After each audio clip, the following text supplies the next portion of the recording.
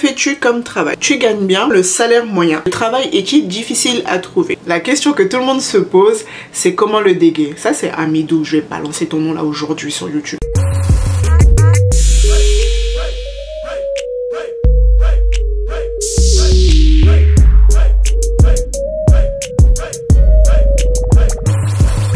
Hello everybody, j'espère que vous allez bien. On se retrouve cette semaine comme promis pour une nouvelle vidéo. D'ailleurs je vous ai fait voter sur Instagram quand vous voulez que je vous poste plus de vidéos et j'hésitais entre vendredi et samedi et vous avez voté pour samedi, donc je vais essayer d'être plus présente tous les samedis. Franchement je vais essayer. Déjà vous avez vu cette vidéo, elle sort samedi, elle sort aujourd'hui samedi, voilà c'est sorti, point barre, on n'en parle plus. Bref, dans la vidéo de cette semaine on va encore parler du travail au Canada. D'ailleurs si t'as pas vu ma vidéo de la semaine dernière, je te la mets juste ici en petit. Je parle au fait de comment trouver un travail au Canada et pendant la crise. En tout cas je vous partage mon expérience et au fait dans cette vidéo d'aujourd'hui je vous ai fait un petit onglet sur Instagram afin de me poser toutes les questions que vous avez sur le travail au Canada et aujourd'hui je réponds à vos questions. Avant de commencer, si tu regardes cette vidéo sans être abonné à la chaîne, je sais vraiment pas ce que tu attends mais je t'invite grandement à le faire et aussi à activer la cloche des notifications pour rater aucune de mes prochaines vidéos, mais aussi à me rejoindre sur Instagram car c'est là que je suis active et comme ça tu suivras mes aventures au jour le jour. Et c'est bon, j'arrête avec ma pub, je vais répondre à vos questions. Alors première question, le salaire moyen. Le salaire moyen au Canada il va vraiment différer des provinces. Moi je vis en Ontario et donc en Ontario le salaire moyen il est de 14 $. Après je sais que par exemple Alberta il est de 15 $. Après vous avez d'autres régions c'est 10 $. Et bien sûr au fait le salaire moyen va bien sûr dépendre aussi du coût de la vie. Oui je cherchais mes mots, le coût de la vie. Alors, que fais-tu comme travail? Alors moi je suis caissière dans un supermarché. Actuellement je suis en train de postuler pour éventuellement travailler en banque ou en administration. En tout cas j'ai envie de changer parce que le commerce en détail franchement ça me casse les bonbons. Mais voilà. Je voulais savoir comment ça se passe pour les papiers administratifs. Pour les papiers administratifs au Canada, déjà j'ai remarqué les papiers limite ils s'en foutent.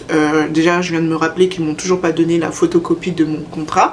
Mais si tu demandes quel papier on te demande pour travailler au Canada, moi en fait on m'a juste demandé mon titre de séjour, que comme quoi je peux légalement travailler au Canada.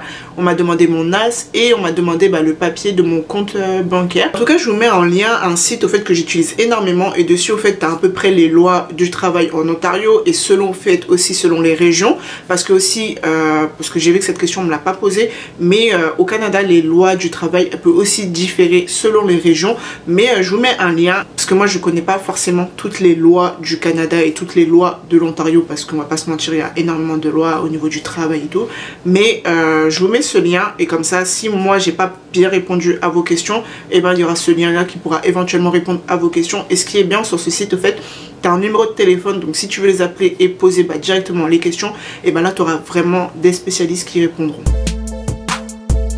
Niveau d'anglais. Niveau d'anglais, je sais pas si tu me parles, si au Canada il faut un certain niveau d'anglais ou mon niveau d'anglais, mais je vais te répondre aux deux questions. Alors le niveau d'anglais au Canada, il faut pas forcément un niveau de malade pour venir travailler au Canada. Par exemple, déjà tu as la région du Québec où tu parles clairement que en français. Il y a certains endroits où tu peux parler en anglais, mais généralement c'est que en français. Ensuite dans les régions anglophones, je sais que les francophones sont énormément demandés, donc et qu'il faut avoir au moins des bases. Et après aussi ça dépend du boulot que tu veux faire. Il y a des boulots où franchement on te demande d'avoir un très bon niveau d'anglais et d'autres boulots un niveau vite fait au fait en anglais. Et si tu demandes moi mon niveau d'anglais, ça va tout dire. Vous êtes payé toutes les 2 semaines comme les autres le disent? Oui, toutes les 2 semaines. Et ça c'est trop bien franchement personnellement. Après tu as d'autres boulots où tu peux être payé tous les mois. Mais moi là je suis caissière en supermarché et je suis payée toutes les 2 semaines. Et ça c'est... franchement c'est trop bien. C'est trop bien. J'ai l'impression de mieux gérer en tout cas mon budget. Comment se passent les entretiens? Les entretiens, c'est comme en France. Après ici, tu as beaucoup d'abord le premier appel téléphonique où on va beaucoup te poser des questions, on va un peu savoir. Et au fait, on va regarder au fait comment tu parles en anglais aussi. Et ensuite, quand tu as réussi l'entretien téléphonique, et là, tu as un entretien physique. Je dis physique, mais ça, c'était au début pour mon premier boulot et mon seul boulot actuellement. C'était un entretien physique. Après là, par exemple pour les autres boulots que je suis en train de chercher, bah en fait c'est d'abord entretien téléphonique et ensuite après c'est entretien via Zoom. Un autre truc qui m'avait fait stresser par rapport aux entretiens ici au Canada, c'est que tes entretiens ils vont pas durer énormément longtemps. En fait en France on est habitué à plus ton entretien il dure longtemps, plus au fait la personne elle est éventuellement intéressée par ton profil. Alors que ici, bah, mon entretien, il avait duré que 5 minutes, 5-10 minutes au maximum. Et j'étais là, au fait à la fin de mon entretien, j'étais là, bon, j'ai postulé pour être caissière et même ce boulot, je l'aurai pas. Ça va être compliqué mon aventure. Et au final, bah, vous avez vu, là je travaille en tant que caissière et j'ai mon taf. Au fait vraiment, faut pas s'inquiéter ici, si tu fais ton entretien et il dure pas des masses, tu peux avoir le boulot comme tu peux pas l'avoir. Après je pense que comme c'était un boulot de caissière, je pense que si c'était un boulot en tant qu'ingénieur, un bail du genre comme ça, 5-10 minutes et on me dit c'est bon et au revoir, là je me poserai des questions. Le travail est-il difficile à trouver? Je dirais oui et non. Oui, parce que ça dépend vraiment de ce que tu recherches, si c'est un boulot tellement spécifique et tout, nanana. Et non, dans le sens où, bah, par exemple, mon premier boulot, là, je l'ai trouvé facilement. Et là, actuellement, bah, je postule pour d'autres boulots parce que j'ai envie de changer, j'ai envie d'un peu glow up, donc voilà. Et là, c'est plus en banque ou en administration. Et au fait, bah, par exemple, là, un truc qui m'avait tellement choqué, j'ai envoyé mon CV. Je l'ai envoyé à 8 h du matin quand j'étais dans le bus pour aller au taf. À 9 h, la personne, elle m'a appelé. J'étais choquée. J'étais là, mais au fait, ça va trop vite. Ça va vite. Après, bon, faut aussi réussir les entretiens, bien sûr. Mais je pense pas vraiment c'est difficile de trouver un travail ici. Je le dis toujours, c'est chacun sa chance, chacun son étoile. Pour toi, pour moi, ça peut être facile comme difficile. Pour toi, ça pourrait être facile comme difficile. Donc vraiment, ça dépend vraiment de chacun. Mais pour répondre, entre guillemets, à la question, le petit boulot, première expérience canadienne, ça, ce sera facile. Est-ce qu'avec un vieux anglais, on peut trouver un emploi? Je suis la preuve que tu peux trouver un emploi avec un anglais pourri. Je suis la preuve. Franchement, tous ceux qui étaient en classe avec moi au collège, non, quoique au collège, j'étais quand même forte en anglais, mais qui étaient en classe avec moi au lycée et aussi en BTS, pardon, s'il vous plaît, venez témoigner. Mon niveau d'anglais, comment c'était de la merde. C'était de la merde, clairement. Donc, s'il vous plaît, si vous regardez cette vidéo, venez confirmer que franchement, mon niveau d'anglais, c'était... Tu te demandais même si la meuf, elle parle anglais. Genre, ce que je suis en train de te dire, est-ce que même c'est de l'anglais, tu vois? Donc, franchement, vous pouvez vraiment trouver... après, oui, si c'est un boulot de ouf, quelque chose vraiment où tu as besoin énormément de parler en anglais, quoique caissière aussi, tu as besoin de parler en anglais. Mais mon niveau en tout cas ça va. Après là je vois par exemple, bah, comme je vous l'ai dit, je suis en train de postuler pour d'autres boulots. Je vois que bah, mon anglais là il passe ric-rac quoi. C'est chaud, chaud, chaud. Si moi j'ai réussi à trouver un boulot avec mon anglais, vous allez trouver. Clairement. Question suivante. L'organisation est la même qu'en France, légèrement. C'est légèrement pareil. Juste par exemple en France on a 1 heure de pause alors qu'ici tu as 30 minutes. Peu importe les heures que tu fais. Tu as 30 minutes, après éventuellement tu peux avoir 15 minutes en plus. Je sais pas si c'est pareil pour tous les tafs, mais moi ici à chaque fois je dois me badger. Et quand je me badge, en fait c'est avec mon empreinte. J'ai un code et je dois le mettre avec mon empreinte et cliquer. Et ça me dit à quelle heure en fait je suis rentrée au taf. Et après ça dit à quelle heure que je suis partie du taf. D'ailleurs je sais qu'à partir de 15 minutes c'est payé en plus. Donc voilà.